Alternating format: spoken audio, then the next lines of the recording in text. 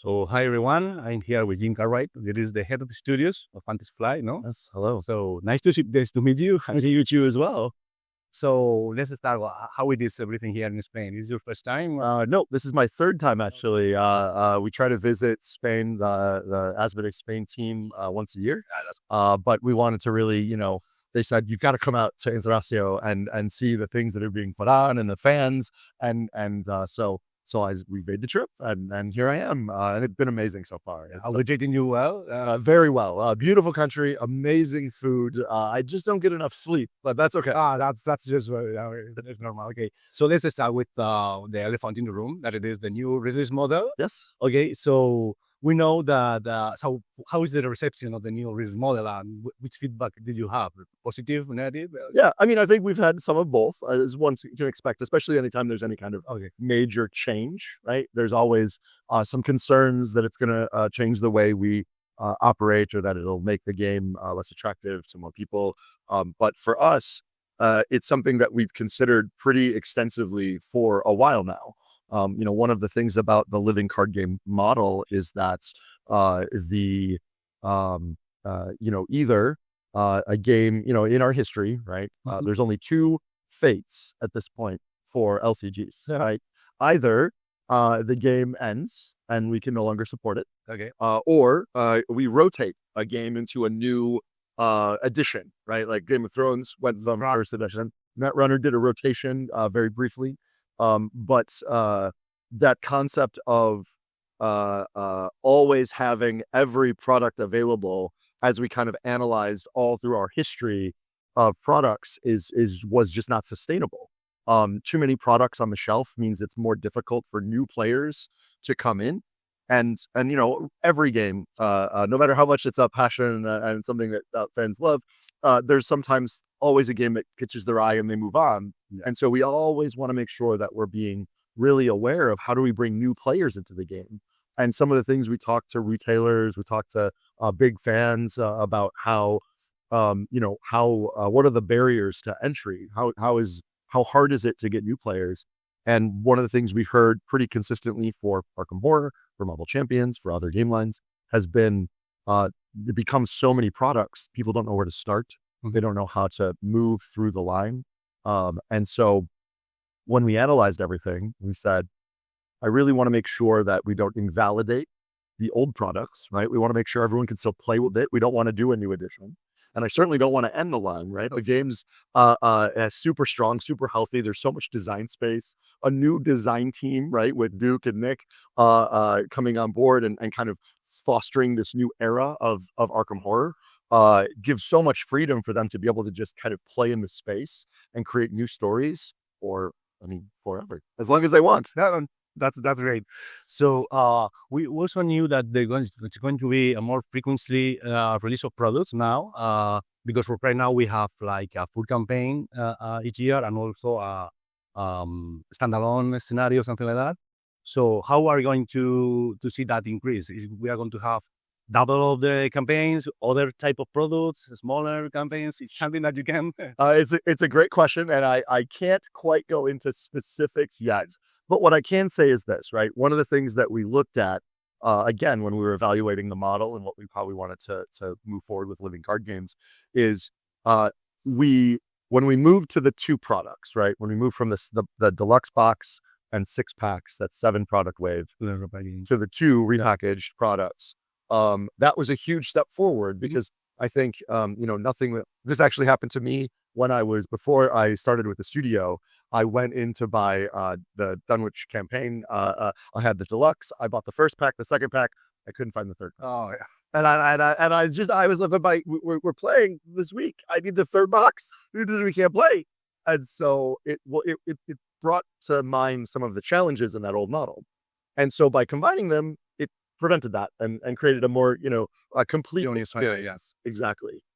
But at the same time, there was, Maxine was the first to tell us this when we went to move to this new model, is that by doing this, we've created less kind of marketing beats along the way. Very difficult for content creators. It's more difficult to keep up the audience. Yes. Right, because one, you get all of a sudden an influx of so much content and then so much time with no content. And so we really considered that when we were looking at how we would build the new model and say, and think about the release cadence and how we would build products, maybe slightly differently, but still keep the excitement of the way Arkham Horror is experienced by the fans, making sure that we don't break that, but at the same time making sure that we can give you more content more regularly. Is a thing we wanted to make sure that we do. So while I can't talk specifically of what we're doing, do know that that is part of what we've discussed in the ways of the product release. Okay. Also, we heard about the Evergreen products. The idea is to have something like products that are going to be always there. Is it going to be just the core box, or is it going to be something else, something like investigator packs or? Sure. It sounds like you guys have good sources of information. And so, yeah, we look at what we tried to think about with the new model is, again, thinking about new players and how to bring them on board. And so that there's a place for the community. It's great. I go onto the Discord or I go into the social media groups and I see a lot of the conversation about, oh, you started here, you got the core. Great. This should be your next expansion and this should be your next, right? There's some guidance from the community, but only for the most engaged fans who are finding those places online. For the average consumer, there's not a lot of guidance, and so they don't know where to start. So what we wanted to do is create kind of that evergreen set of products that allows a player to say, okay, I started here. My next product should be this one. And then I can maybe expand further out, right? And maybe give some options. So some of the conversation has been around, obviously, a core set makes total sense. Okay. And then how do we engage people to kind of enjoy the next product that's very much a stepping stone to the future and how they build up their Arkham experience. So with the repackaging, you also get a lot of new players, no? Or do you think that it is not enough and it's why you changed to the news model? Oh no, it's we definitely saw an uptick in new players coming into the line, but and part of it again being that we've slimmed down the number of products on a shelf that's so intimidating. Yeah, it is not less down.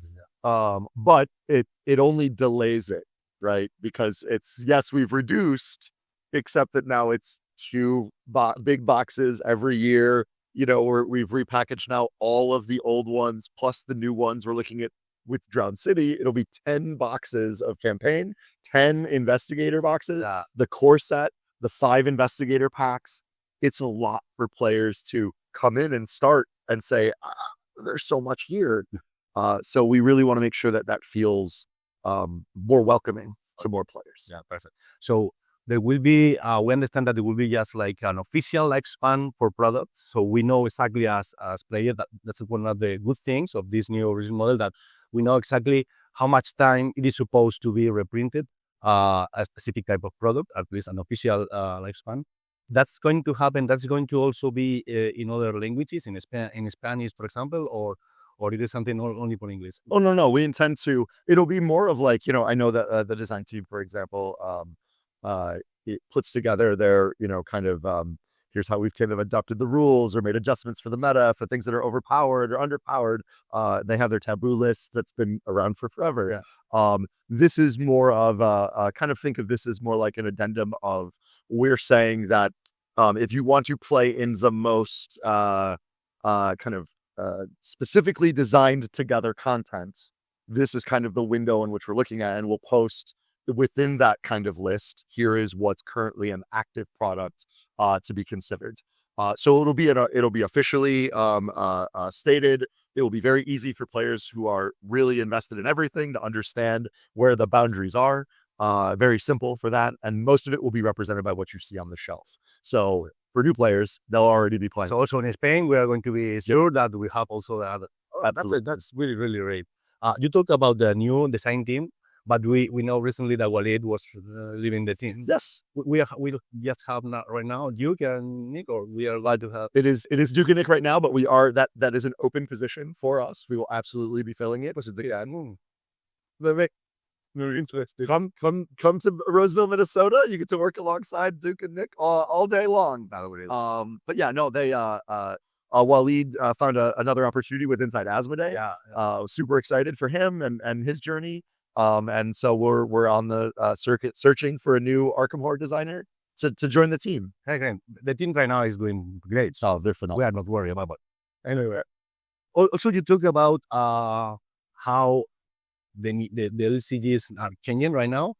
I don't know if you are planning to design on the team a new LCG, but if you do that, will you do that with the rotation in mind, or that's something that it is best for, I don't know, 10 years, 6 years, and so you will start like you started as with Arkham, or we will start right from the start with a rotation model? Sure. I think we would probably do from the start. And I think part of what we are trying to explore is we created the living card game model with Inside Fantasy Flight. It was a new way to experience card games. And so we've had to adapt and learn what the strengths were, what the, some of the challenges were, how to adapt to it. And so we take all those lessons every time we produce these games. And we put a lot of thought and care into how that is. If I'm not saying when, I'm saying if we decided to expand additional LCGs, what we would likely do then is learn right from the beginning of this is how this works. Yeah. So also we have a lot of expansion and explosion of the IP of the Arkham files. That's in a lot of media. Are you planning to expand in other media that we don't know? I mean, Arkham for us is, as an internal brand, is probably, I think, one of our strongest, if not the strongest. And so we are exploring all sorts of opportunities with the Arkham horror brand and where we can take it and the audiences we can get interested in. I mean, obviously, if you are, you can see a lot of how we're trying to build the world to be something that you can recognize and characters that you can relate to. I mean, we all have our favorite investigators.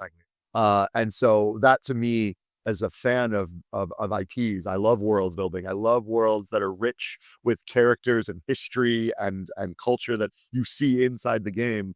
Arkham is one of the richest for us and has so many really interesting stories that can be told in that setting. And so I'm a little biased because my design career started with Mentions of Madness. Oh, yeah. So I am, of course, a huge fan of the Arkham files universe. So it is something that we absolutely want to continue to explore and find new ways, new media, perhaps, to... also, recently you just launched a new webpage, just specific for the Arkham horror media. So I guess that's for having all centralized, in a way. Yes, we actually have a whole team dedicated to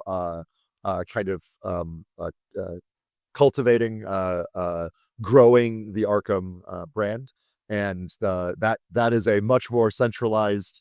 It's not just FFG content, right? It is content from all sorts of studios, exactly. And so, it's you are seeing the writing on the wall, they say, about how we're looking at the Arkham brand. That's great. So Arkham Files started as like really similar to Call of Cthulhu stories or the mythos, and now I have its own personality. I can say. We can see other type of settings that not typically of Lovecraft stories.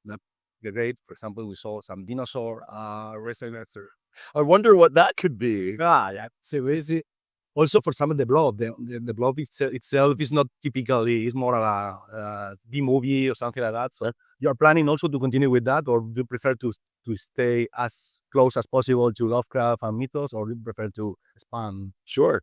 So this is something I don't know how much we've ever talked about publicly, but something that, as someone who worked in the Arkham Files side of things, was it was a core memory for me when I entered Fantasy Flight. There was this image that they showed me as a new designer to explain where Arkham Files content and feel and how it should, the kind of vibe of what that should look like.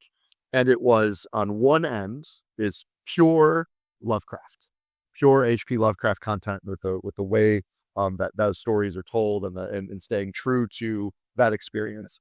And on the other end was a picture of it's actually from the Call of Cthulhu card game, of a nun riding a motorcycle with a shotgun pointed at you.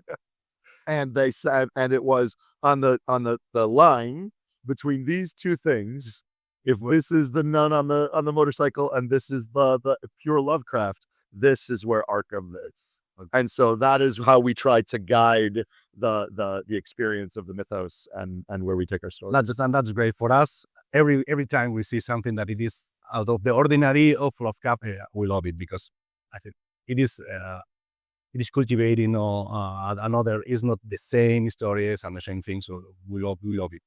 So I want to say there's something more personal.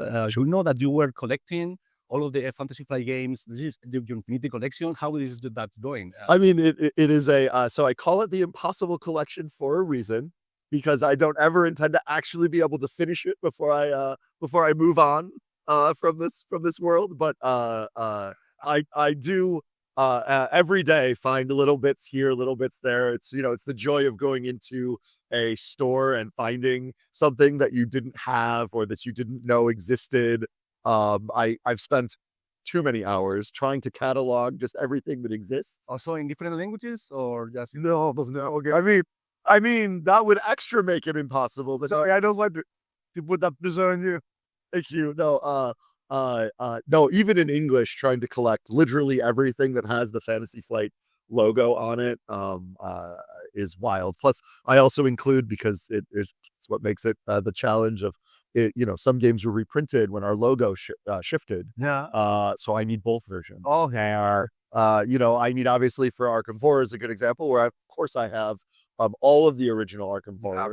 The Mythos pack. I have all the Mythos packs, and then I also have the reprints. Absolutely. That's awesome. Yes, it's true. Again, I was a very big customer of FFG well before I got here, and that's what drew me to the studio. It's I just love the games and the worlds we play in. Yeah. Okay.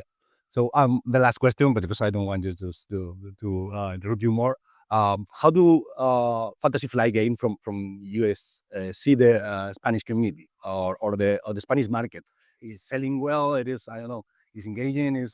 This is. We did not prep this question ahead of time, but I'm so glad that you asked it, because one of the things that we are always talking about, so impressed by, is the engagement level, the excitement level, the passion that the Spanish community brings to our games. I mean, again, I came in at the end of how